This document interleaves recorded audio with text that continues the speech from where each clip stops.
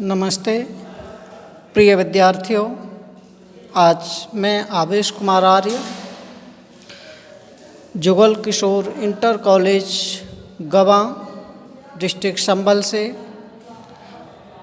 कक्षा 9th में हिंदी विषय के संस्कृत खंड से वंदना नामक पाठ को लेकर के आया हूँ।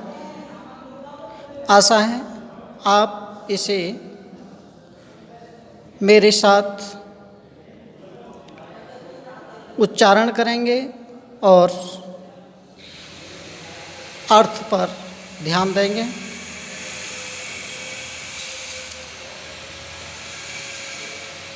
वंदना शब्द, वंदना का मतलब होता है ईश्वर की वंदना करना, और यहाँ भक्त ईश्वर से वंदना करता है कि हे ईश्वर,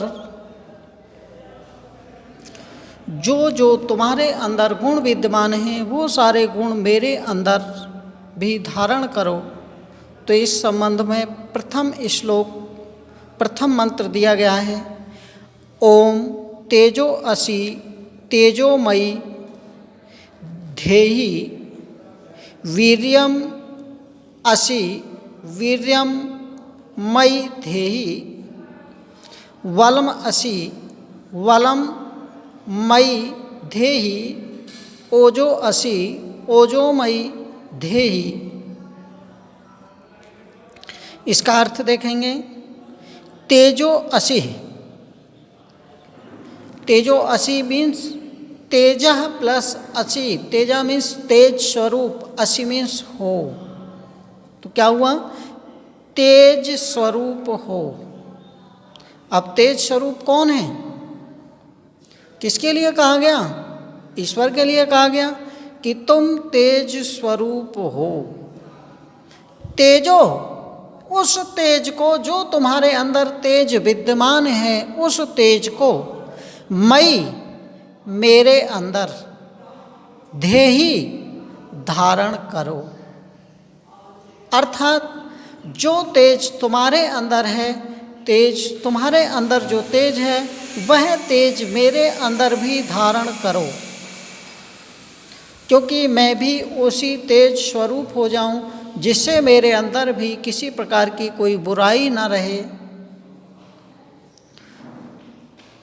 अगला वाक्य देखेंगे, वीर्यम असि। वीर्यम में असि मीन्स, वीर्यम कहते हैं पराक्रमशाली, वीर्यवान, एक योद्धा।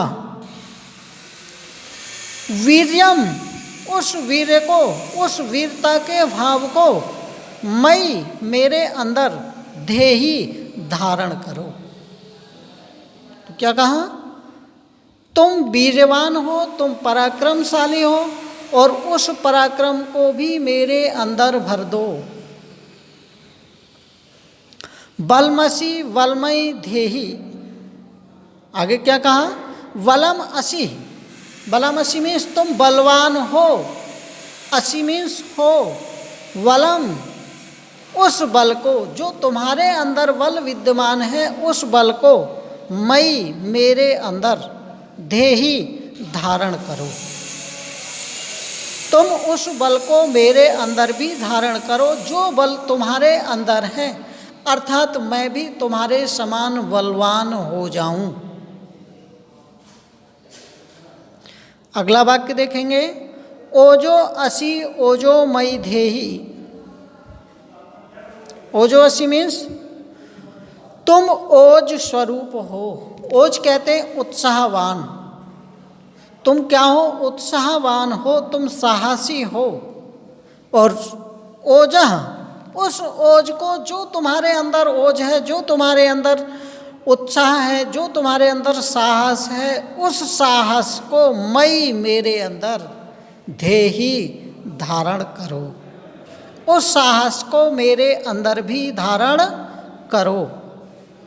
इस प्रकार से यहाँ भक्त ईश्वर से प्रार्थना करता है कि हे भगवान, तुम तेज स्वरूप हो, उस तेज को मेरे अंदर भी धारण करो।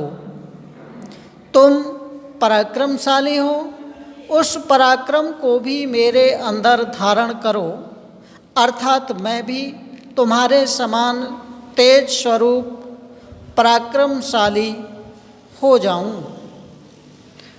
बलमसी, बलमयी धेहि, तुम बलवान हो तो उस बल को मेरे अंदर भी धारण करो। और आगे कहा, तुम ओज स्वरूप हो, तुम उत्साहवान हो, तुम उत्साह युक्त हो, तुम साहसी हो तो उस साहस को भी मेरे अंदर धारण करो, अर्थात मैं भी तुम्हारे समान साहसी बनूं, तुम्हारे समान उत्साहवान रहूं, मेरा कभी भी उत्साह तुम्हारे समान कम न पड़े, अर्थात मैं संसार में सारे तुम्हारे गुणों को ही अपने अंदर धारण करता रहूं, मैं तुमसे दूर ना रहूं। इस प्रकार यहाँ भक्त ईश्वर से प्रार्थना कर रहा है। तो जो वंदना के 3 शब्द होते हैं, 3 शब्द हैं, स्तुति, प्रार्थना, उपासना।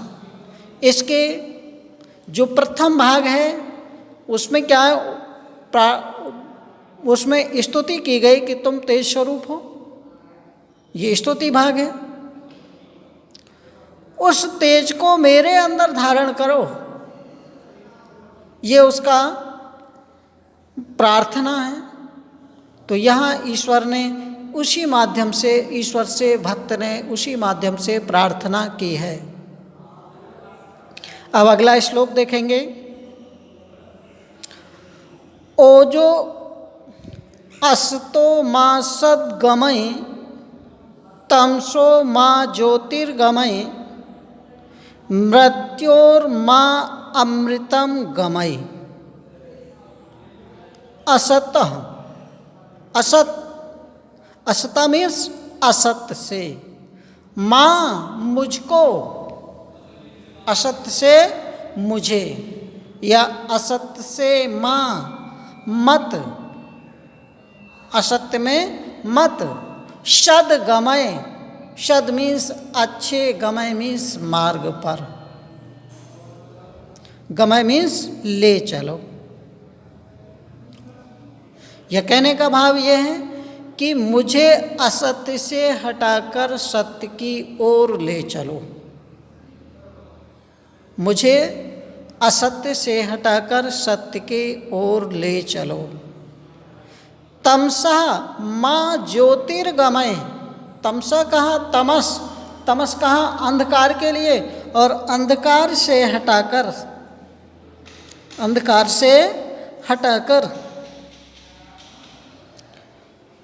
ज्योतिर्गमय, ज्योति, ज्योति कहते हैं प्रकाश की ओर, गमय ले चलो, मुझे प्रकाश की ओर ले चलो। कहाँ से ले चलो? अंधकार से हटा करके, अर्थात मैं अंधकार में ना रहूं, मेरे अंदर किसी भी प्रकार का अज्ञान अविद्या रूपी अंधकार ना रहे, मैं इस संसार में ज्ञानवान बन करके रहूं।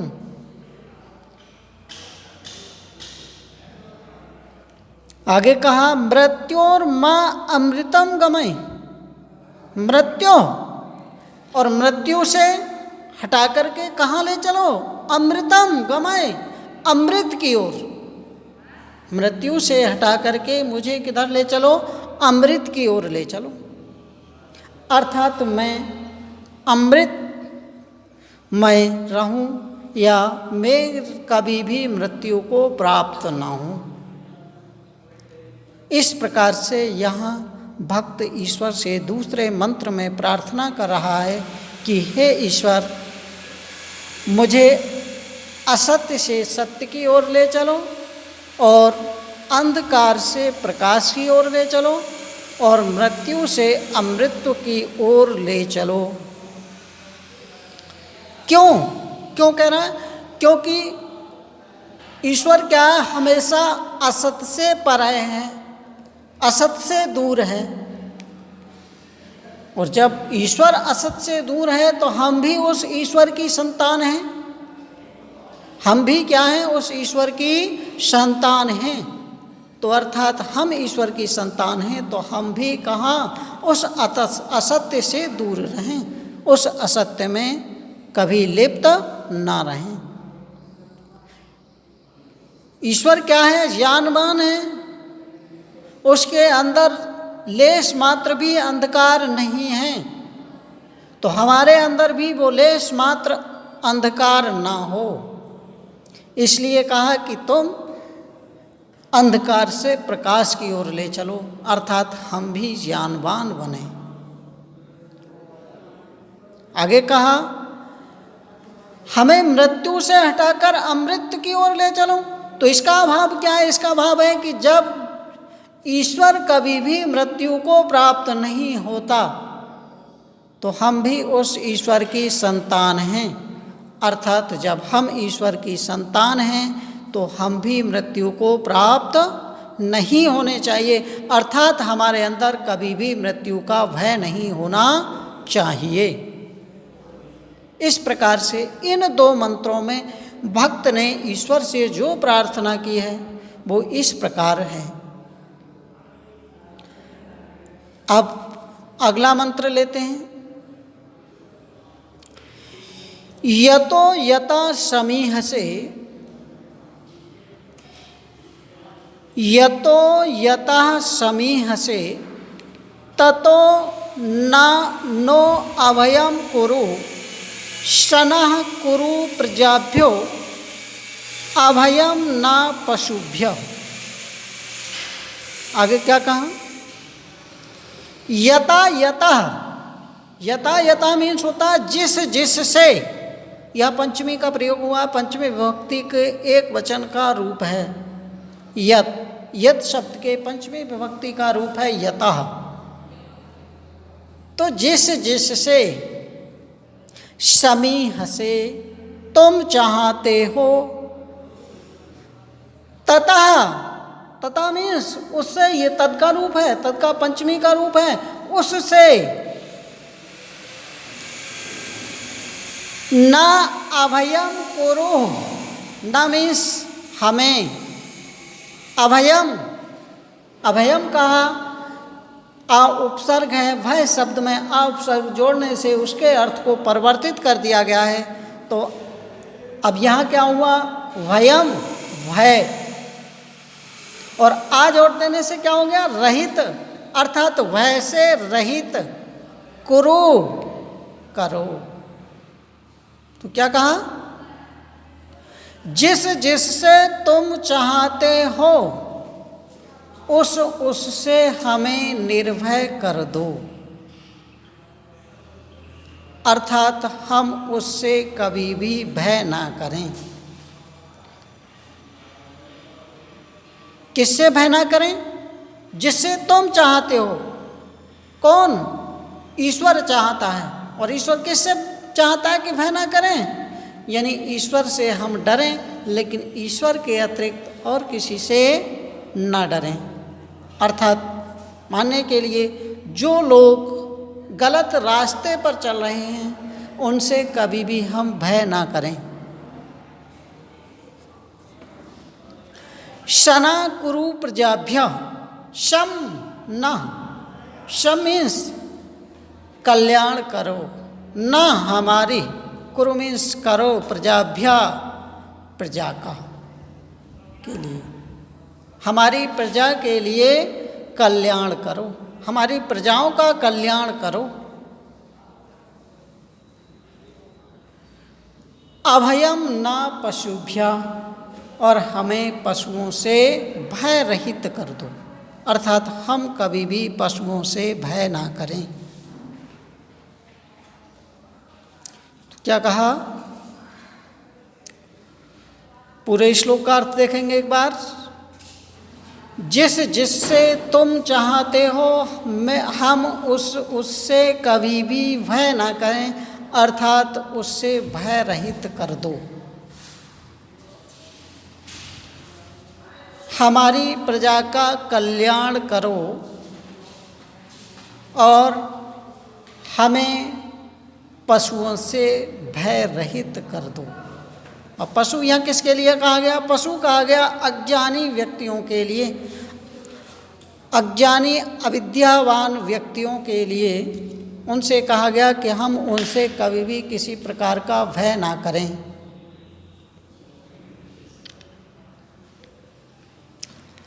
अगला श्लोक देखेंगे।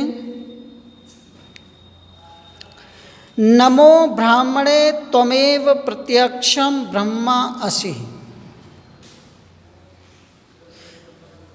त्वाम एव प्रत्यक्षं ब्रह्मा वदिष्यामि, ऋतं वदिष्यामि सत्यं वदिष्यामि, तन्मावतु तद्वक्तारम् आवतु, आवतु अवतु माम अवतु वक्तारम। नमो ब्राह्मणे, नमः मीन्स नमस्कार, ब्राह्मणे मीन्स ब्रह्म को नमस्कार।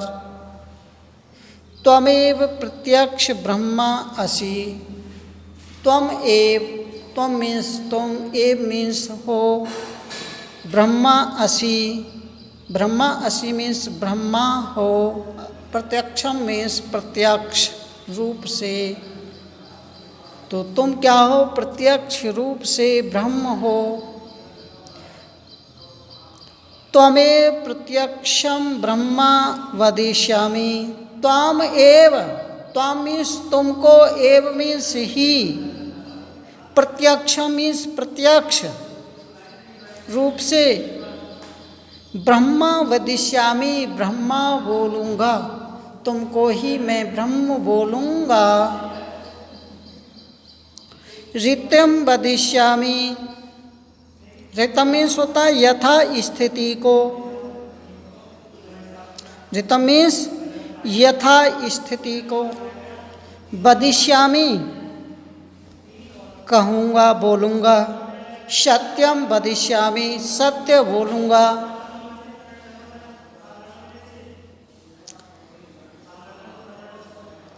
तम माम आवतु, तन्मावतु, तद मीन्स, तद मीन्स वह, माम मीन्स मेरी, आवतु मीन्स रक्षा करे, तद मीन्स वह, वक्तारम आवतु, वह वक्ता की रक्षा करे, आवतु माम, रक्षा करे, माम मीन्स मेरी, आवतु रक्षा करे, वक्तारम वक्ता की। क्या है? वह मेरी रक्षा करे, वह वक्ता की रक्षा करे, और वह रक्षा करे मेरी और वक्ता की, वह मेरी और वक्ता की रक्षा करे।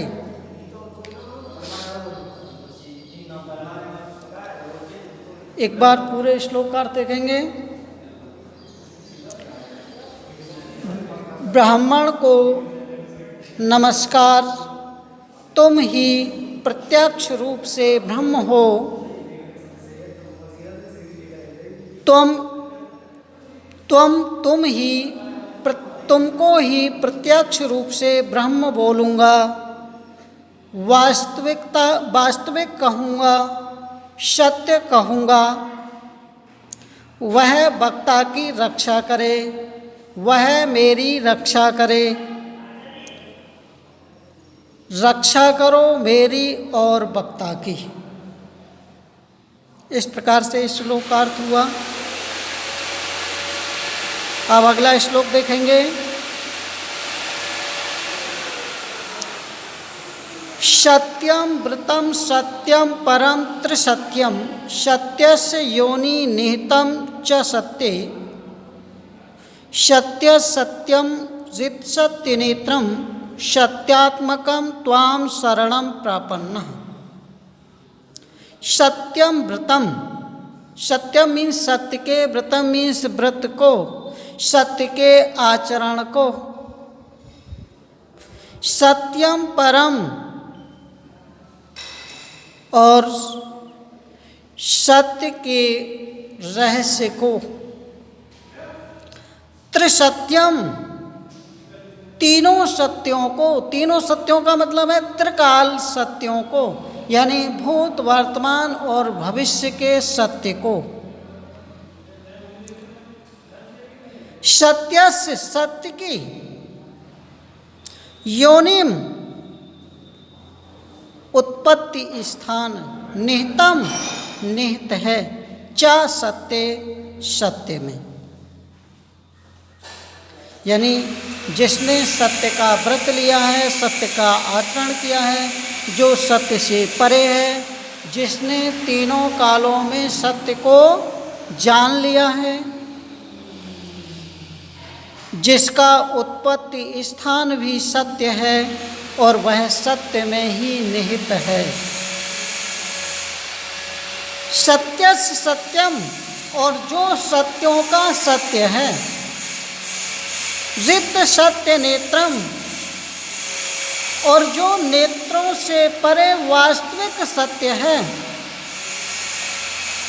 सत्यात्मकम, उस सत्यात्मक अर्थात सत्यात्मक कहा उस परमात्मा को, त्वाम उस परमात्मा की, त्वाम तुम्हारी, शरणम शरण को, प्रपन्ना हम प्राप्त हुए हैं, हम तुम्हारी शरण को प्राप्त हुए हैं। अर्थात कहने का आशय यह है कि सत्य का आचरण, सत्य के परे, तीनों कालों में सत्य, और सत्य ही जिसका उत्पत्ति स्थान है, सत्य में ही जो निहित है, सत्य का भी सत्य है और वास्तविक नेत्रों से परे सत्य है, उस सत्य की तुम शरण को प्राप्त करो। इस प्रकार से इस श्लोक का अर्थ पूर्ण हुआ। यह वंदना नामक पाठ आपका फिनिश हुआ। इसका आप अध्ययन करेंगे और जहाँ भी आपको समझ में ना आए तो एक बार पुनः फिर से पूछ लें। धन्यवाद।